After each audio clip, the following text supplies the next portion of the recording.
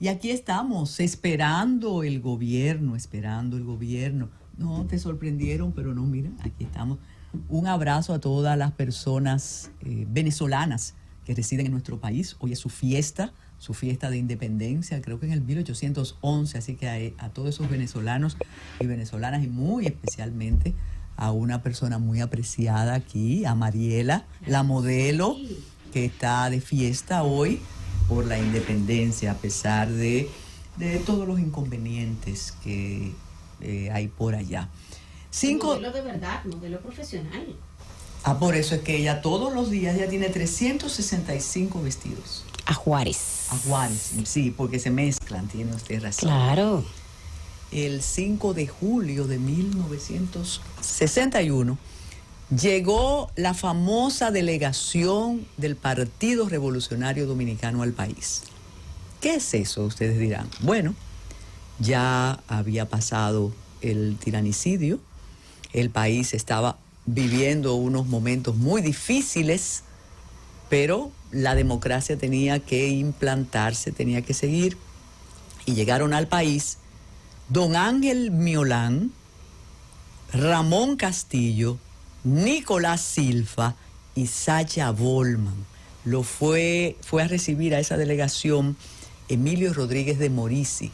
¿A qué vinieron? Ellos vinieron a preparar el regreso del profesor Juan Bosch y naturalmente a armar todo lo relacionado con las primeras elecciones después de la tiranía, que se celebraron en diciembre de 1962. De esa delegación, don Ángel Miolán siguió siendo una persona de gran influencia en la política. En el Estado dominicano se le considera el pionero de turismo.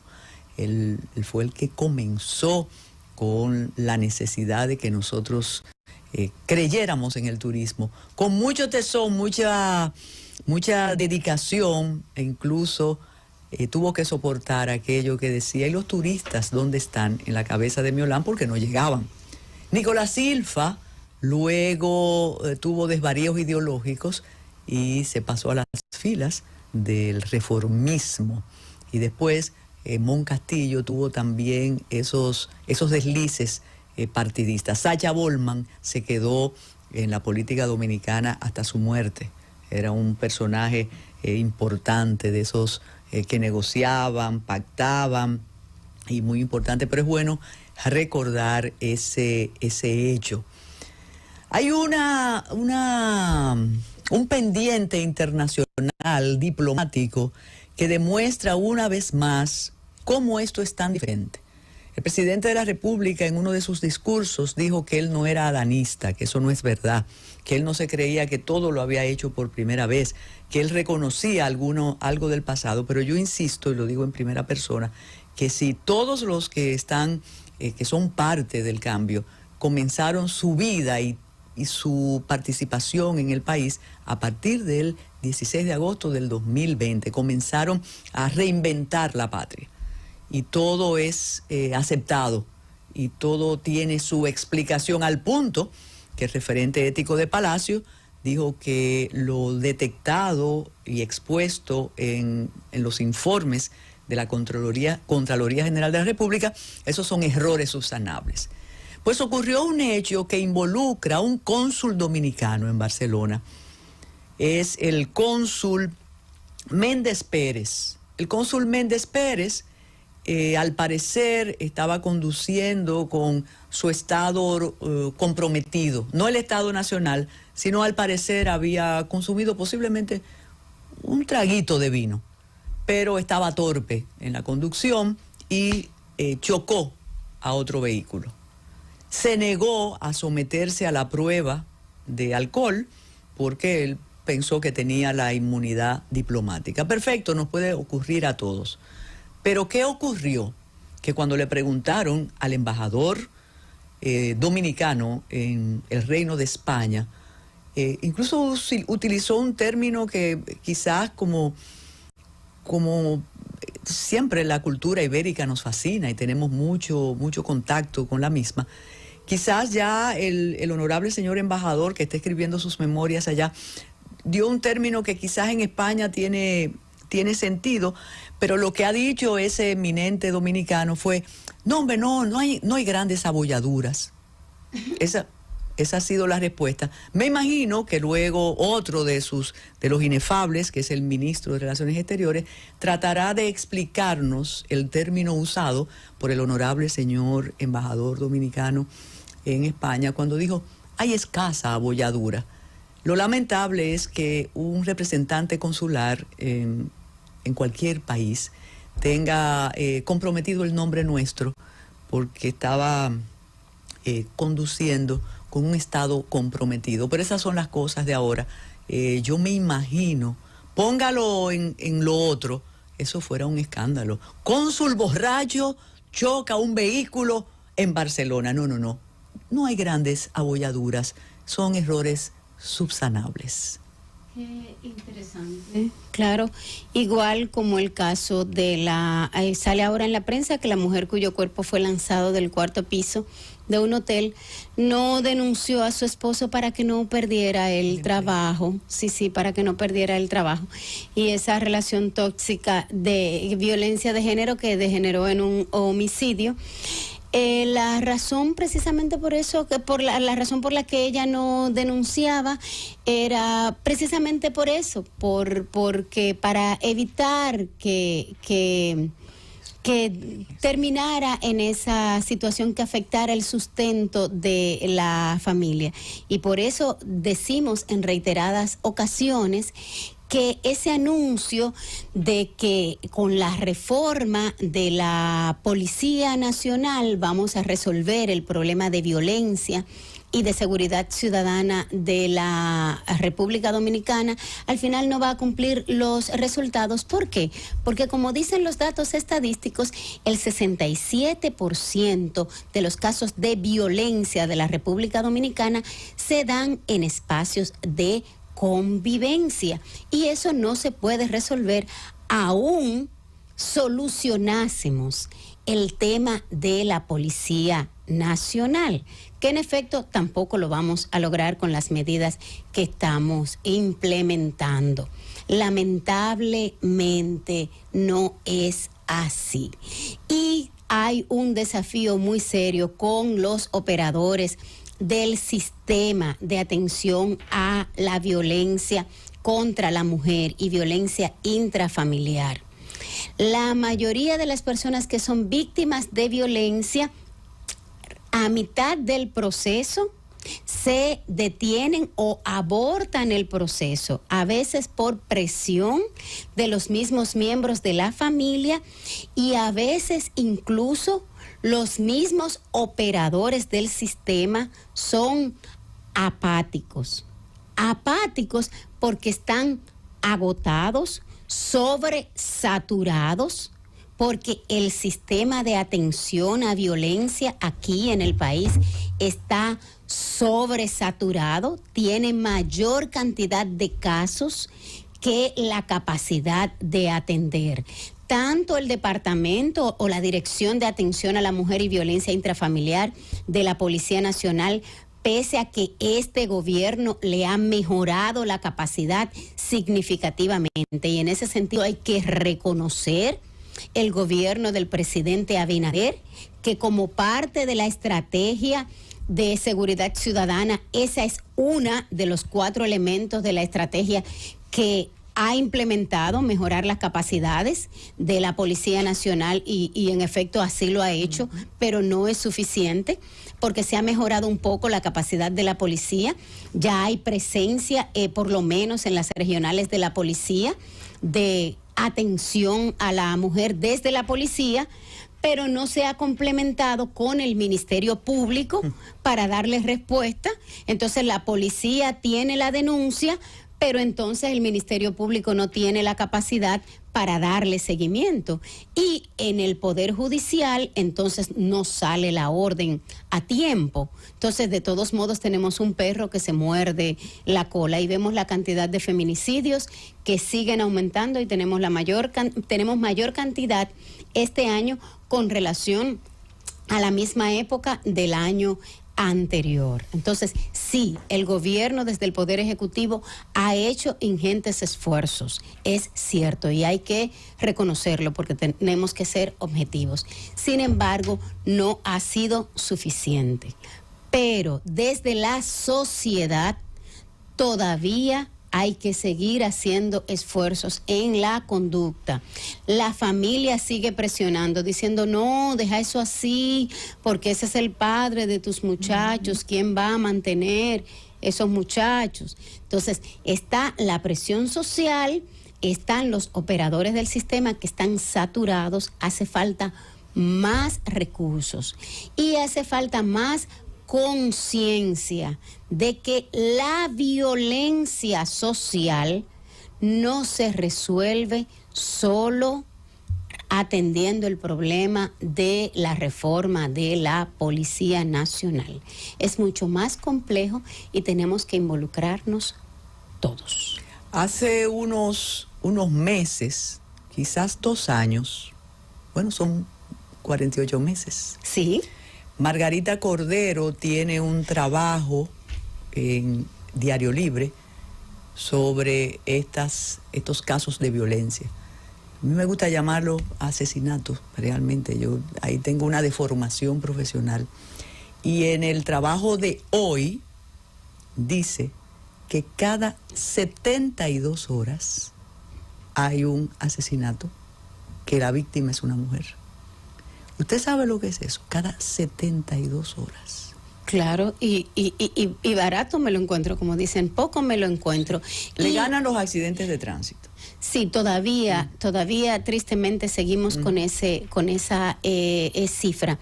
Y lamentablemente hay otro problema mayor, y es que en República Dominicana, a pesar de esa lamentable cifra, el feminicidio todavía no está legalmente tipificado. O sea, seguimos diciendo que hay que enfrentar el desafío de los feminicidios, pero no hemos resuelto el tema en la legislación, igual como pasa con la seguridad ciudadana. Todavía siguen 13 normativas que están durmiendo el sueño eterno en el Congreso. La Ley de Seguridad Ciudadana no ha salido del Congreso. La Ley de Seguridad Privada tampoco. La ley que crea el Sistema Nacional o que actualiza el Sistema Nacional de Inteligencia. La Ley del Sistema Nacional, el Sistema de Seguridad y Defensa Nacional y otras tantas leyes, incluyendo la que actualiza la ley de armas. Aquí cualquiera puede tener un arma de fuego. Usted mencionaba la vez que tuvimos aquí a los profesionales encargados de ciberseguridad. Claro. Y se mencionaba ese proyecto que sigue siendo proyecto. También la ley. Es importante y tiene relación con todo. Claro que sí, y está todo el tema de la protección de los datos. Entonces, estamos exigiéndole a los fiscales, le exigimos al Ministerio Público, le exigimos al Poder Judicial, le exigimos a la policía, a las Fuerzas Armadas, le exigimos a Migración. Sin embargo, nuestros legisladores y la misma sociedad civil no ha resuelto los temas fundamentales, que es que salgan las leyes que necesitamos para poder hacer cumplir esas leyes. Yo no le quiero decir una noticia ahí que como usted no la tiene en agenda, no la voy a mortificar. Tenemos que hacer un cambio, pero recuerde que tenemos como 2 meses que no se habla del Código Penal. Eso se quitó también. Ah, claro que como sí, que eso porque no, porque ahí están las causales, que ya de eso no se habla, No, porque eso ya lo lo quitaron. Claro, pero es que tenemos un invitado tan maravilloso hoy, que yo creo que no deberíamos estar amargándonos. Definitivamente. Con estos temas. Y no es paradoja, pero vamos a hablar de lo menos que ustedes se imaginan con ese invitado. Ah, bueno, van a hablar con el ex ministro de Cultura, Sí. con el ex cónsul en Nueva Sí. York, con uno de los urbanistas y de sí. los arquitectos más... Sí. No, pero no vamos Y también a hablar. era ex secretario de Estado, porque en ese tiempo también eran secretarios de Estado. Exactamente. Sí, Sí, claro. pero Yo creo que lo es una que menos trivia se imaginan difícil. de lo que vamos a hablar. Además, amigo del Don, ¿tú sabes? Ay, sí, claro que Ay, sí. sí. Ay, Vamos sí. a hacer una pausa, Francis, para darle Esto va a paso a estar nuestro bueno invitado. hoy. En la Z101, esperando el gobierno. Con tu nombre lleno de beneficio, también puede siempre.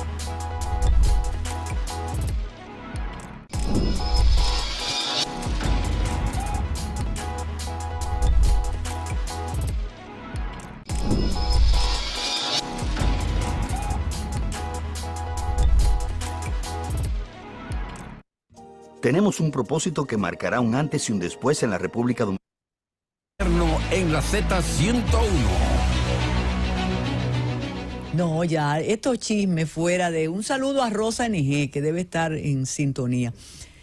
¿Sabe de quién se trata? Se trata de Eduardo Selman, el hombre de la Avenida Mella, ese mismo. Uno de los jóvenes que fue beneficiario con una beca para estudiar fuera cuando el gobierno de don Juan Bosch, uno de los transformadores de la ciudad, y como dijimos, con muchísimos cargos públicos. Pero oye las casualidades, hoy 5 de julio, cuando llegó aquella comisión que vino a preparar la llegada de don Juan y a preparar también las elecciones, a presentarse. El 30 de junio, día del cumpleaños de don Juan, te tuve muy presente, porque todas las personas que te quieren, que no te quieren, que te criticaron, que te hacen bullying, quizás desconocen esa parte, como ahora todo se pierde y todo permanece un segundo, esa parte del Juan Bosch entrañable, del amigo imperecedero que no se podía arriesgar por nada, y de esa persona a quien, gracias a tu iniciativa y de otras personas que querían a don Juan, le construyó una casa al hombre. Eso es increíble, que a un político dominicano los amigos le construyan una casa. Y después, cuando le entregó el título, don Juan le dijo, no es esto. Y vamos a hablar con Eduardo Selman, el amigo de don Juan, y también el amigo de don Bienvenido, que está ahí viendo. Bienvenido, Eduardo, qué bueno tenerte. Ay, gracias. Yo me siento muy complacido, porque no quiero que lo entienda como una coba, pero si hay un programa que yo escucho y estoy atento, es a este. ¿Oíste? Ay, Dios mío. Pero no lo quiero decir para hacerle la gracia a ustedes. Es que es tan auténtico lo que se oye por a través de lo que ustedes dicen, sin falacia, sin hablar mal, sin exagerar nada. Entonces, eso tiene un valor. Y yo creo que ustedes están muy bien recompensados, porque la audición que ustedes tienen, bueno... ¿Por eso estás aquí? No, yo estoy aquí por ti. Okay. Porque tu invitación para mí tuvo tanto poder que estoy aquí sentado. Yo hace mucho que no voy a los medios. Eso me dijeron, que tú conseguiste, Eduardo. Sí, lo conseguí. Eduardo, cuando te fuiste a estudiar, cuando dijimos la Mella, tienes que explicar, porque yo te decía fuera del aire, y aquí tenemos testigos, que muchos creen, pero esta gente son como unos popis, qué sé yo. Sí. Y no es así. Unos capitaleños fajadores que la vida los recompensó, el trabajo, y son muy queridos. Por eso mencionábamos a Rosa NG, porque te conoce desde siempre. Mira, habla de ti, hombre. Me pusiste a hablar precisamente de cuando mencionaste la forma en que me presentaste. Mi papá murió el día de mi graduación de bachiller, con 41 años. Éramos 4 varones, el más pequeño tenía año y medio, mamá apenas 34. Y como su nombre lo indica, Muñeca, mamá era una mujer muy bella, pero ella se concentró a educar a sus hijos y a producir para mantenernos. Una leyenda en el mundo de la música, de la discografía. Ella hizo un trabajo, y eso nos valió la educación que recibimos, el empeño de ella, su ejemplo. Siendo una mujer tan bella, ella no le interesó tener otro matrimonio, aunque tuvo pretendientes. Y ella me lo confiaba. Y me decía, yo no necesito eso. Lo único que yo quiero es educarlo a ustedes. De modo que para nosotros el éxito que hayamos podido lograr en la vida se debe fundamentalmente al esfuerzo y el sacrificio de mamá. Y desde luego eso nos compromete a tratar de cumplir también con la sociedad y devolverle a la sociedad lo que la sociedad nos otorgó a través del trabajo de mamá, desde luego. De modo que yo te agradezco muchísimo esta invitación y haberme dado la oportunidad quizá de hablar un poco de esa intimidad y de lo que, como uno se siente. Y yo me siento tan feliz, primero de ser dominicano, segundo de haber logrado, ¿verdad?, que en mi familia somos 4 profesionales, los 4 hijos, y esa oportunidad que nos ha dado el país. Desde luego hay un aspecto personal que en el caso mío, de manera muy especial, fue ese manejo personal con don Juan. Les voy a contar brevemente ese encuentro. El 20 de octubre de 1961, en la tarde, se estaba produciendo una actividad de la Unión Cívica en el Parque Independencia y muy cerca, en el Espaillat, se comenzaron unas manifestaciones de jóvenes. Mataron 5. Y llegaron al parque los guardias, los camiones de armados, y yo salí corriendo por la Palo Hincado, camino a la Avenida Mella para mi casa. A mitad entre la Mercedes y la Juan Isidro Pérez, alguien, nunca supe quién fue, gritó, llegó Juan Bosch. De modo que yo doblé la Juan Isidro Pérez y bajé la Polvorín, que era la calle de donde vivían sus hermanas. Claro. Y llegando don Juan del aeropuerto, llegaba yo en ese momento. Y la primera persona a quien él le dio la mano fue a mí. ¿Cómo el destino me iba a decir que lo que se iba a producir, yo estoy hablando erizado, Todo. se iba a producir una relación de padre e hijo entre él y yo? Desde luego yo me inscribí en el partido. PRD entonces. PRD Sí. entonces. Pero desde luego me vinculé de una manera muy personal, muy cercana a don Juan. Y algo que yo entendía que le debíamos, que él pudiera tener una casa donde vivir. Y cuando yo lo anuncié, voy a decir esto por primera vez, para que me escuchen. La primera persona que me llamó fue Joaquín Balaguer. ¿Y qué tú hiciste? Fui a verlo. Él me mandó a buscar. Y me dijo, oí que tú le vas a hacer la casa a Juan. Sí, presidente, voy a tratar. Y me dijo, ¿con qué te puedo ayudar? Y yo le dije, está de usted, presidente, lo que usted disponga. Llamó a Caunabo Javier, delante de mí. Caunabo Javier Castillo. Que era el Social director Vitola de CORDE. Sí. Y le dijo, el arquitecto Selman te va a ver para un asunto privado. Dispón de todo lo que sea posible para lo que él necesita. Yo fui, desde luego don Juan nunca lo supo, porque el doctor Balaguer me lo pidió. Se lo deje saber a Juan, porque no lo va a aceptar. Lo conocía perfectamente. Se conocían. Claro. Y cuando yo fui donde Caunabo, dije, bueno, ustedes tienen cemento, quiero decir el gobierno, y posiblemente yo necesite travertino para los pisos y revestimiento de los baños. ¿Ya tenías el solar? Ya yo lo había comprado. Okay.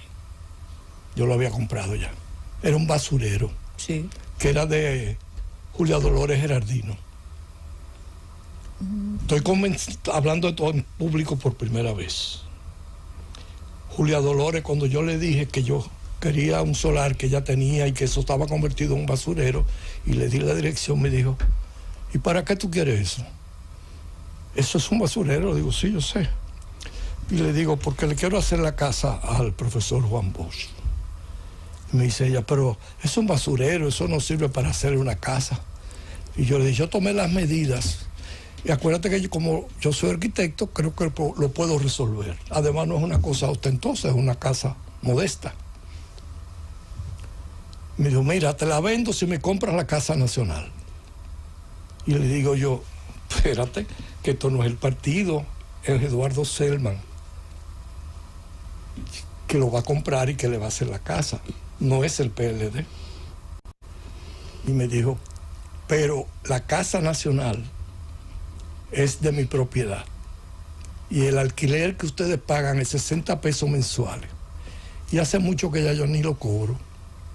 De modo que si me compro la Casa Nacional, Te vendo el basurero. te vendo el basurero. Y yo le dije, ¿cuánto es eso? Me dice, bueno, yo quisiera $500,000. Y yo digo, ahí perdimos. Oye, pero- Porque yo no trabajo con dólares, sino con pesos.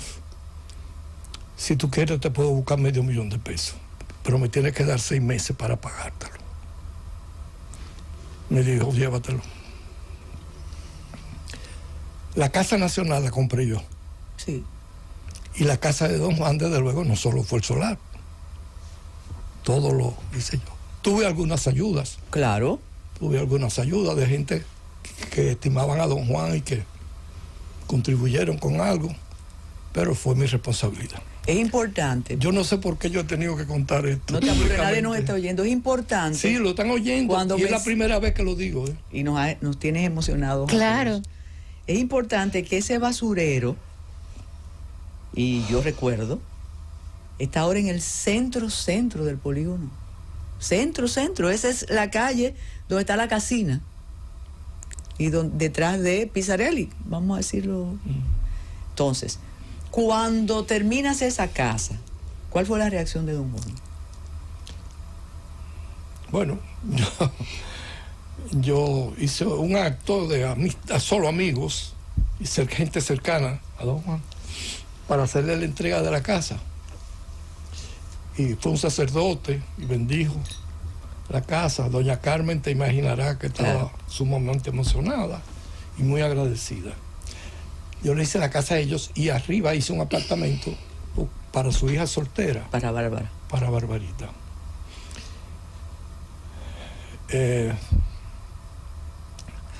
Estoy un poquito emocionado. Eso, pensando. la emoción Es que no es no para debe menos, no avergonzar. es para menos.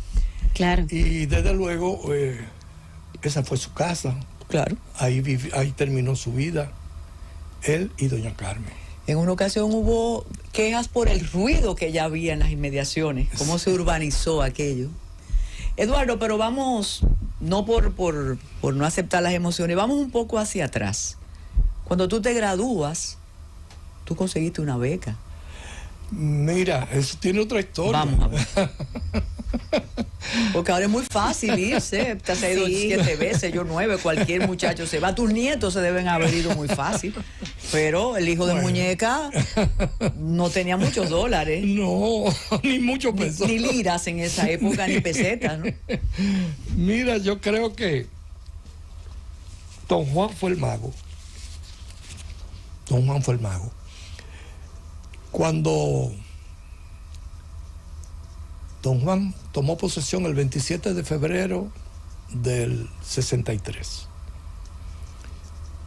Y mi hermano Abraham ya estudiaba, ya tenía un año hecho en estudios de ingeniería eléctrica en Puerto Rico, porque aquí no había ingeniería eléctrica. Y él trabajó para el CEA y logró una beca del CEA para poder realizar sus estudios. Desde luego, mamá le completaba lo poco que podía mandarle. Pero Tirso, mi segundo hermano, que está fallecido, murió en un accidente aéreo, quería estudiar igual, lo mismo, ingeniería eléctrica, que no había aquí. Y desde luego, En Monterrey se estudiaba, ¿verdad? en Monterrey era. Monterrey, en México. No, No, en Puerto Rico. En Puerto Rico sí, también. ¿cómo se llama donde está la universidad? Mayagüez. En Mayagüez. Porque los Arthur estudiaron ahí en México. Entonces, en marzo, a principios de marzo, ya don Juan había asumido la presidencia, el 27 de febrero. Me dice mamá, ¿y qué vamos a hacer para que Tirso pueda hacer su carrera? Porque ya mantener a uno en Puerto Rico o ayudar con mamá no tenía muchos recursos, era vendiendo diquitos, compraba a 1.25 y lo vendía a 1.50. Ya 25 se ganaba. Así nos educó. Hasta que después pudo ella importar ella directamente. Entonces, bueno, le digo a don Juan en marzo, don Juan, le cuento. ¿Ya presidente? Ya presidente. O sea, tú entrabas a Palacio. No, yo, espérate, eso era otra historia. No al Palacio, al despacho del presidente. Ese muchacho, ahí viene ese muchacho. No, cuando yo llegaba, los guardias me abrían la puerta del despacho, porque así lo había instruido don Juan, que cuando yo llegara, no le avisaran, sino que abrieran la puerta. Y a veces yo llegaba y estaba con gente ahí, él me hacía seña que me sentara en un sillón cerca. Bueno, vamos, sigamos contando la historia. Sí, pero es bueno que eso se sepa, hasta llegar al reloj ahorita. Sí. ¿Al reloj? Sí, eso. A los relojes. Es con prueba. Sí. Suerte que conté que estamos... Claro. Pero sí, don Juan, y yo necesito que mi hermano estudie. Hay esta situación, le conté. Y me dijo, ¿cuándo se tiene que ir?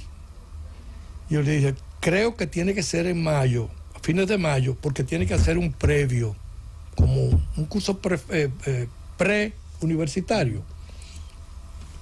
Y me dice, ¿tu mamá lo puede mandar en mayo? Le digo, sí, ella lo puede mandar, el asunto no es ese. Mantenerlo allá. Es mantenerlo, más el primero que ya está allá.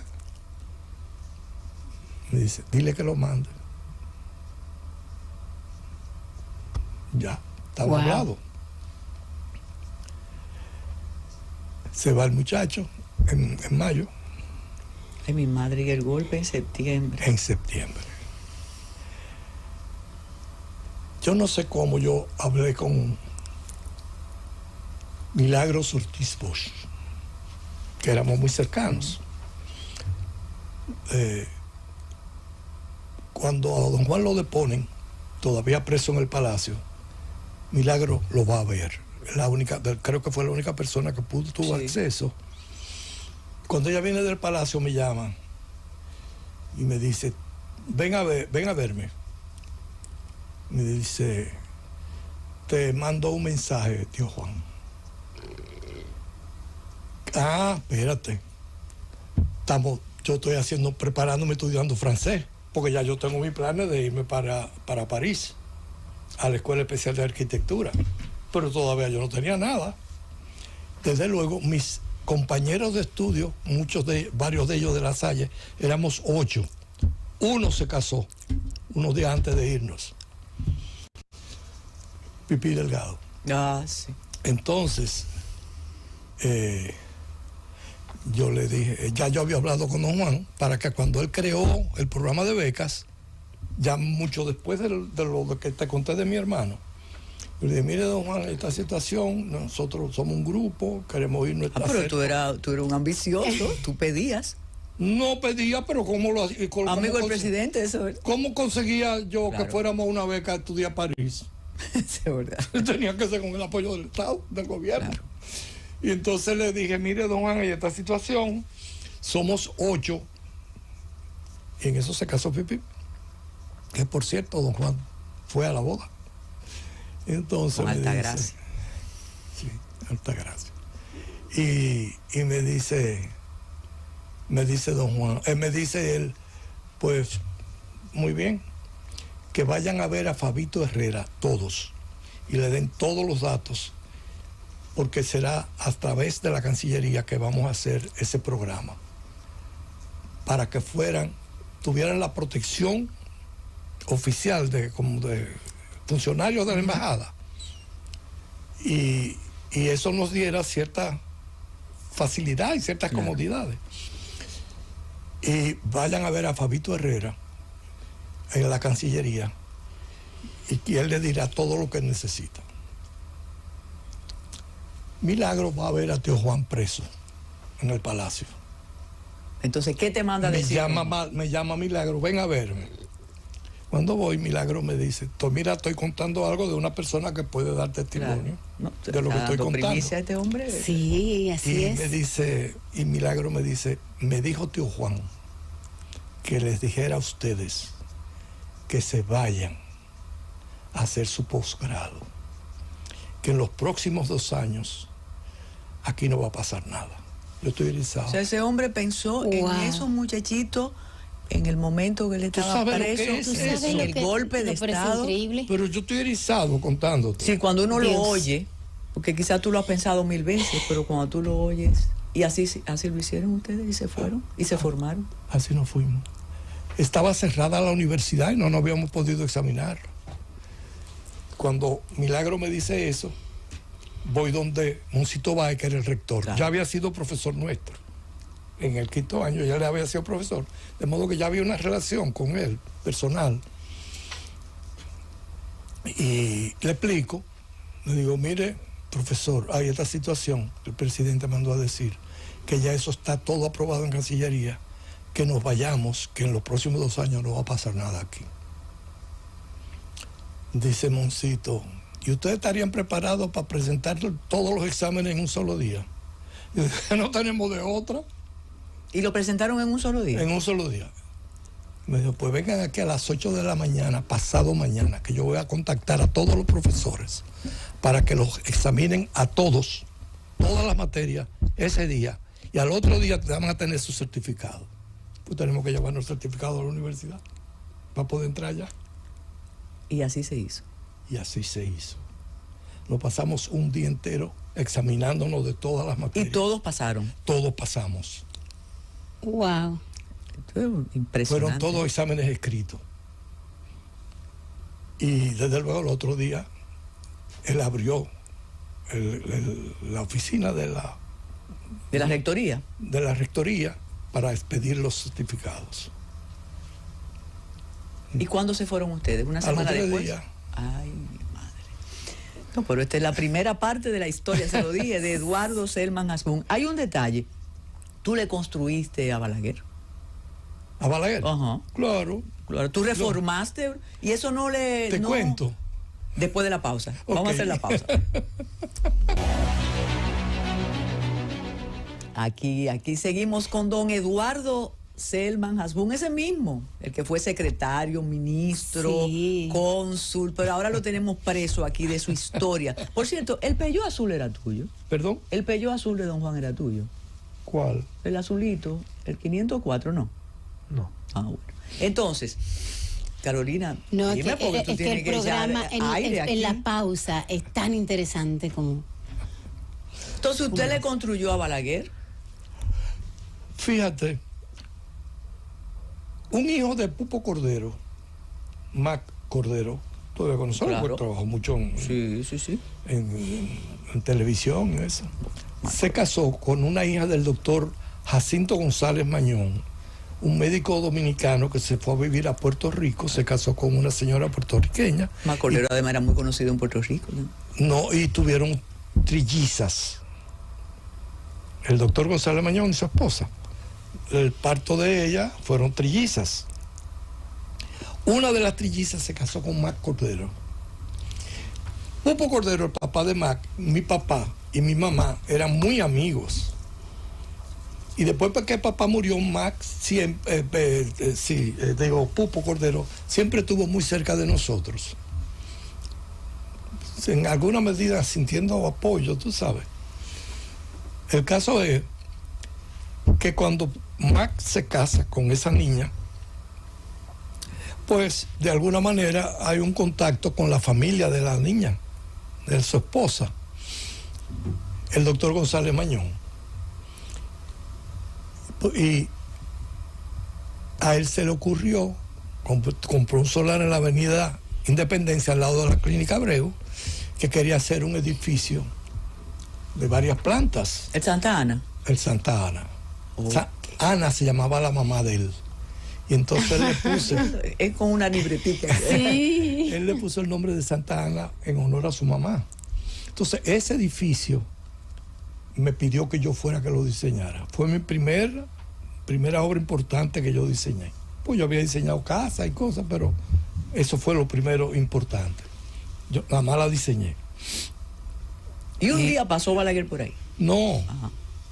Él invitó a Balaguer, porque eran amigos, a inaugurar el edificio. Y en la inauguración, Balaguer me dice, o sea, él me presenta, él presenta al arquitecto, al presidente, y nos saludamos. Balaguer conocía a mi familia porque vivía en La Estrelleta. Mi abuela y mi tía Alicia vivían en La Estrelleta, al lado de Doña Laíta, y al lado vivía Balaguer con su mamá. Y Esas al relaciones frente, primarias. y al Sí. frente Doña Rosa. O sea que toda la familia Balaguer estaba ahí. Y él conocía a tía Alicia. Tía Alicia fue directora general de deportes cuando él fue secretario de Educación. Ok. O sea que había una relación. Pero yo era un muchacho. Y cuando él me presenta, el doctor González Mañón, dueño del edificio, me presenta al presidente. Nos saludamos de manera muy cordial. Y el presidente me dice, el presidente Balaguer, ¿y tú no le estás trabajando al gobierno? Y yo me sonreí y le dije, usted sabe que no, porque usted queda los trabajos. Entonces, a él le hizo gracia. Le salió el turco. Por suerte, por suerte le cayó en gracia la respuesta. Y entonces hizo una seña llamando a Bello Andino. Bello Andino se acercó y él le dijo, ocúpate de que el arquitecto me vea el viernes. Él los viernes recibía a los contratistas.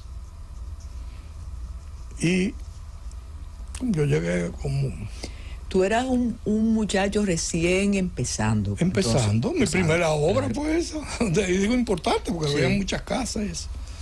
El caso es que él me hace pasar, pero no me entrevista de una vez. Yo no sé si fue intencionalmente o no, pero yo tuve que tirarme la oreja de todos los contratistas que fueron a dar explicaciones, porque iban los viernes a poner al día al presidente y eso. Y me dice Balaguer, ya cuando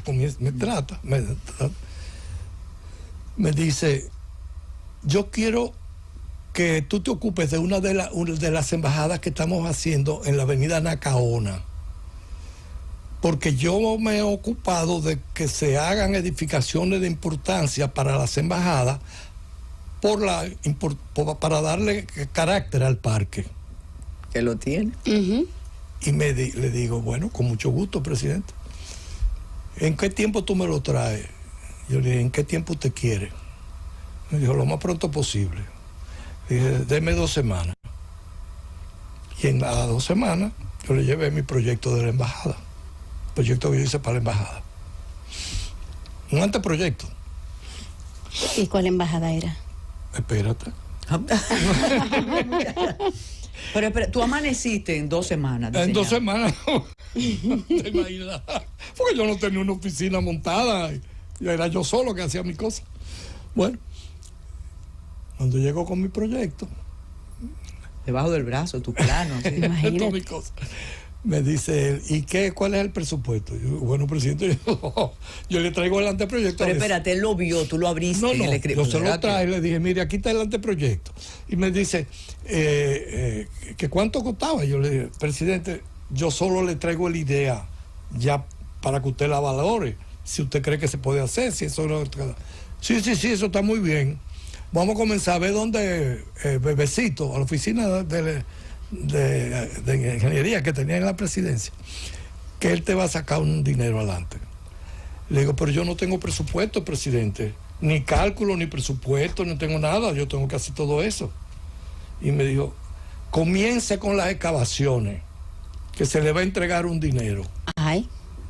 Voy donde Bebecito el lunes. Eso fue viernes en la noche y el lunes yo voy a la oficina. Y me dice, ya yo tengo instrucciones, te va a salir un cheque de 40,000 pesos para que comience a cavar. Que yo no tengo presupuesto, no importa lo que dé. Bueno, a las 2 semanas me llaman. Digo, me fuñí. Ya descubrieron que soy bochista. Me van a quitar todo. Voy a la oficina técnica y me dice el ingeniero Subero, dice el presidente que pare el proyecto de la embajada, que le haga un proyecto de apartamentos de primera calidad, primera categoría. ¿Tú sabes lo que estamos hablando? Porque las embajadas, él vino muy disgustado después que la fue a ver, porque ninguna embajada la quieren, ninguna de las embajadas actuales en el país. Por las quiere, inmediaciones, claro. No, que costaba dinero y las embajadas no querían comprar. Mira dónde está. Quería que se la dieran, que se las dieran de regalo, que el Estado la aportara. Entonces ahí vino el proyecto Anacaona. Entonces ahí fue, él me dijo, mira esta tarjeta, una tarjeta de esas que se manda, tarjeta no, ¿cómo se llama? Postales. Una postal. Yo quiero eso. El presidente quiere algo parecido a esto, un proyecto de apartamento grandísimo de Miami, no torres. No, pero no son todos. Y me dice, él quiere algo así. Mira, a ver lo que tú te inventas. Me inventé los escalonados. Yo tenía que buscar algo que no hubiera en el país. Para poder Gente, yo quiero crear una impronta. Claro. Entonces fue, pero eso sí, lo que los apartamentos son comodísimos. 3 dormitorios con 2 baños, muy sala, amplio, comedor, tienen luz, luz por todo ventilado, vean, en fin, norte sur. El caso es, me dice Subero, mira a ver lo que tú preparas con eso. Le digo, pero yo no voy a repetir eso, le dije. Yo voy a poner mi proyecto, mis ideas. Tráele lo que tú creas que a él le pueda gustar. Y yo llegué con mi proyecto de apartamentos de edificio escalonado. Para que él me dice, Pero eso era muy ambicioso. espérate, no, ambicioso, novedoso. Novedoso también. Cuando yo lo llevo, me dice, nada, que él me dice, esto es muy novedoso. Digo, bueno, presidente, creo que queremos hacer algo diferente, una cosa que se luzca, para que va a tener el parque enfrente, de modo que tenga realce. Y me dijo, ¿cuándo empezamos? Digo, déjeme terminar de hacer el proyecto, porque nada más esa es la idea primero. ¿No? Vaya el lunes para que le entreguen el dinero que le pusimos para que usted lo reciba. Y comience a hacer excavaciones, que todo lo que usted haga está bien hecho. Y empezaste las excavaciones. Y así se inició esa relación, ese proyecto, otro que se repitió más adelante, también mucho más grande. Antes de terminar de inaugurarlo, me dice, entonces, ¿qué vamos a hacer con esos apartamentos? Tremendo reto, porque ¿a quién le damos esos apartamentos? Espérate. Y le digo yo, presidente, que lo vende el Banco de la Vivienda. Ahí no hay problema de ningún tipo. Ni usted tiene que bregar con vainas con políticos, ni nadie puede pensar que pueda aspirar a que se lo den. Ay, pero esa es buena idea. Ve, habla con el que estaba como ay, Dios mío, medio Pitaluga. Ve, habla con Pitaluga. Digo, ya yo hablé con él. ¿Y qué te dijo? Que sí, que ellos lo pueden financiar. Que ellos lo pueden asumir y lo financian. Y todo lo que sea del Estado, él se lo entrega. Ah, pero tú fuiste muy rápido. Bueno, yo me preparé, presidente, para darle una opción, porque yo creo que de otra manera va a haber un mal manejo. Eso es lo mejor, que sea el Banco de la Vivienda que lo maneje. Y yo, no, tú tienes razón, pero no vendas 2. Yo me quedé en silencio. Uno se lo entrega a su hija, porque ya la hija había ido a verlo y le había hablado de lo que le había encantado. Y tú te quedaste así como muy normal. Sí. ¿Y el otro? A Juan. Se lo entrega a Juan. Y yo le dije, presidente, no me eche esa canana. Usted conoce a su amigo. Dile que fui yo que te lo pedí. Bueno, ustedes no saben la brega que ahí me dio decirle a don Juan que yo tenía esa instrucción. Que Joaquín le mandó a decir que tiene un apartamento de lo más novedoso que hay ahora mismo y usted le dijo. Claro, yo tenía que decírselo. Y entonces, Don Juan, el presidente me dio instrucciones para entregarle el apartamento. Dile a él que él sabe que yo no lo puedo aceptar.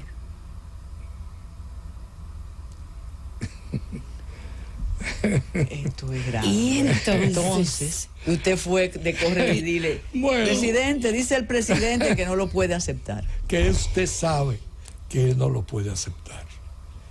¿Y cuál fue la respuesta de Balaguer? Yo sabía. Ese es Juan.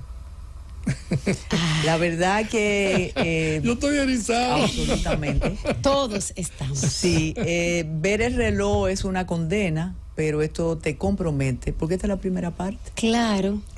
Eso Tú es debes así. tener anécdotas con Joaquín Balaguer Ay, sí, también sí. entrañables. Entrañables, de Sí. verdad. Yo soy un privilegiado porque haber tenido esta relación con esas dos personas a ese nivel, con el consentimiento mutuo de esa relación. Yo no era un correpidile, porque ellos No. sabían que yo no podía hacer Sí, eso. porque era un consentimiento mutuo de que tú eras de los dos.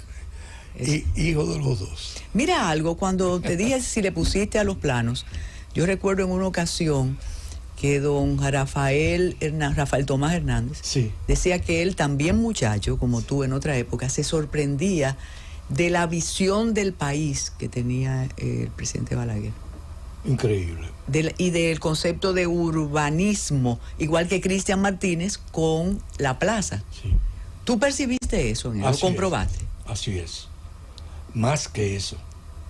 Un conocimiento, mira, al detalle de todo. Joaquín Balaguer dedicó su vida al país. Habrá gente que puede sentir lastimada y habrá personas que se pueden sentir agraciadas. Pero yo te voy a decir, qué suerte que el que estaba en el gobierno al terminar la dictadura fuera Balaguer, que tuvo un tránsito corto y luego con el consentimiento de muchos sectores de poder pudo gobernar el país. Esto va a requerir una segunda parte. Eduardo, no te despedimos, te decimos hasta Claro. siempre, hasta ahorita, y ya llegó el gobierno de la Sí, tarde. Gracias, sí, sí. Iluminada, por prestarnos este minuto. Y ustedes, hasta mañana. En la Z101, esperando